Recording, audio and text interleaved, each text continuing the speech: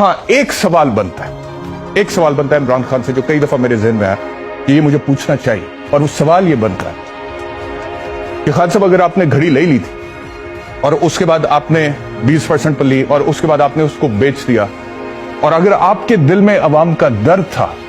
तो आप उस घड़ी के पैसे गरीब लोगों पर भी तो लगा सकते थे, चैरिटी में भी तो दे सकते थे। ये एक सवाल बनता है, और ये सवाल इमरान खान से मैं पूछ सकता था, लेकिन मैं नहीं पूछ सकता। मैं इसलिए नहीं पूछ सकता क्योंकि मेरा ज़मीर गवारा नहीं करता। मेरा ज़मीर इसलिए गवारा नहीं करता क्योंकि मेरे माँ बाप की तरबियत यह है कि बेटा जब भी किसी पर उंगली उठाओ उससे पहले अपने गिरेबान में झांको और अपने इर्द गिर्द देखो। इमरान खान से ये पूछने से पहले कि भाई आपने ये घड़ी ली, आपने बेची, वो पैसे आपने चैरिटी में क्यों नहीं दिए, मुझे शौकत खानम नजर आता है जिसमें मैंने गरीबों का, हजारों गरीबों का मुफ्त इलाज होते हुए देखा है। इमरान खान से सवाल पूछने से पहले मुझे ये नजर आता है कि पाकिस्तान में जो एक दो बड़ी पर्सनालिटीज हैं जिन्होंने चैरिटी का काम किया, लोगों के लिए फलाह बहबूद का काम किया, जिसमें एक ईदी साहब थे, उसमें एक इमरान खान का नाम भी है। जिस दिन, और अल्लाह ताला मुझे ये तौफीक दे, जिस दिन मैं खुद कोई चैरिटी का काम करके शौकत खानम के लेवल का अस्पताल खड़ा करूंगा, उस दिन मैं इमरान खान की आंखों में आंखें डालकर पूछूंगा कि खान साहब ये पैसे आपने चैरिटी में क्यों नहीं दिए। लेकिन अभी मैं क्या दे रहा हूं चैरिटी,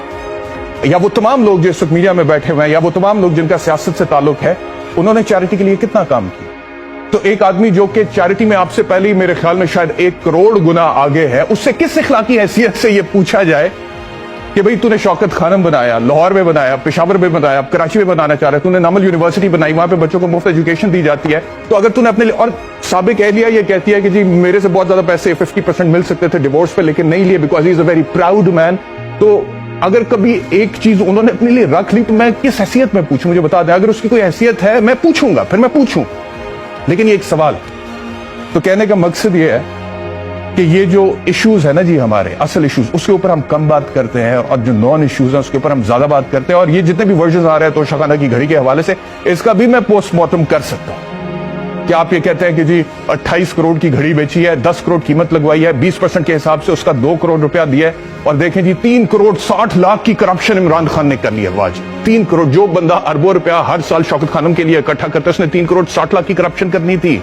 और आप ये भी देखें घड़ी मिली कब, बेची कब, उसके दरमियान का हिस्सा, उसमें जो इन्फ्लेशन हुई है हीरे की कीमत में, सोने की कीमत में कई दफा तो दुगनी भी हो गई है, तो क्या वो उसके अंदर कवर होती है, नहीं होती है। फिर आप अपना ज़हन ये बना ले कि 28 करोड़ की घड़ी है या फिर वो 1 अरब 70 करोड़ की घड़ी है। और अगर आप ये कहते हैं कि 28 करोड़ की है तो आप 3 करोड़ 60 लाख का इल्जाम लगा रहे करप्शन का, और अगर आप ये कहते हैं कि 1 अरब 70 करोड़ रुपए की घड़ी है तो फिर तो इमरान खान ने 28 करोड़ की बेच के अपना नुकसान कर दिया है। वो क्यों बेची फिर?